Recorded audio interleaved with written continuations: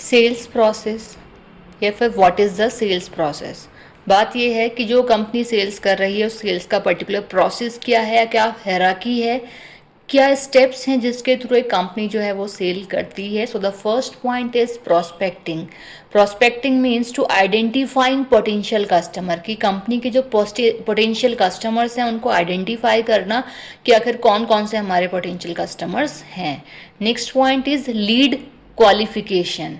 It means क्या है कि जो हमारी लीड है उसको लीड क्वालिफिकेशन या फिर लीड जनरेशन भी बोल सकते हैं आप इसको।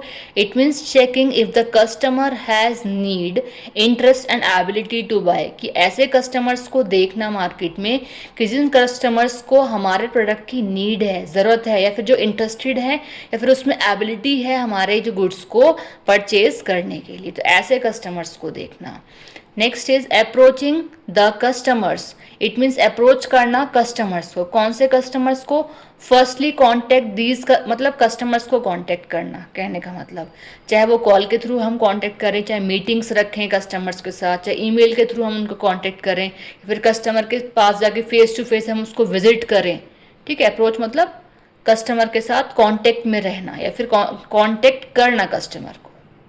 नेक्स्ट इज नीड असेसमेंट, कि जो हमारे कस्टमर हैं उनकी नीड को असेस्ट करना। इट मीन्स अंडरस्टैंड करना कि कस्टमर्स की प्रॉब्लम्स क्या हैं, उनके रिक्वायरमेंट्स आखिर हैं क्या, क्या उनकी ज़रूरतें हैं, उसकी बेसिस से फिर कंपनी आगे चीज़ों को करेगी। मतलब कहने का मतलब कहीं ना कहीं जो नीड होती हैं वो हेल्पफुल होती हैं कस्टमर को।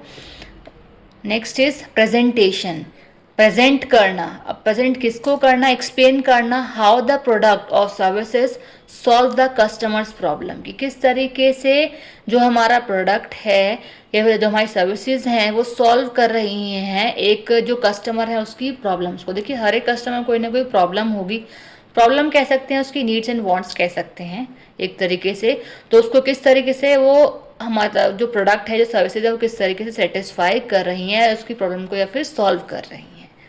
ठीक है, नेक्स्ट इज हैंडलिंग ऑब्जेक्टिव्स, कि जो ऑब्जेक्टिव है उसको किस तरीके से हमें हैंडल करना है। इट मीन्स असेस करना है कस्टमर्स के डाउट्स को, कि उसको क्या उसके प्रॉब्लम्स हैं या उसके क्वेश्चंस है उसको देखना, या फिर जो उसकी कंसर्निंग है किस चीज़ को लेकर के, जो हमारा जो कस्टमर है उसकी कंसर्निंग किस चीज़ को लेकर के हैं, इन चीज़ों का हमें ध्यान रखना है। नेक्स्ट, तभी हम अपने गुड्स को सेल कर सकते हैं, तभी हम उसे अपने गुड्स के प्लस या फिर पॉजिटिव पॉइंट बता सकते हैं कॉम्पिटिटिव गुड्स के कंपैरिजन में। Next is closing the sale. अब हमें क्या करना है, अपनी जो सेल है उसको क्लोज करना है। क्लोज कैसे करेंगे? मतलब इसका है getting the customer to agree and make the purchase, कि कस्टमर को एग्री करना है गुड्स को परचेज करने के लिए। ठीक है, कि उसे गुड्स फाइनली अब परचेज कर लेना है। ठीक है, मतलब कस्टमर एग्री हो जाए गुड्स को परचेज करने के लिए डायरेक्टली अगर हम कहें तो उससे क्या होगा, हमारी जो डील है वो क्लोज हो जाएगी। Next and last point is follow up. Follow up में क्या होगा, इंश्योर करेगा या फिर इंश्योर होगा सेटिस्फेक्शन और बिल्डिंग होगी लॉन्ग टर्म रिलेशनशिप की।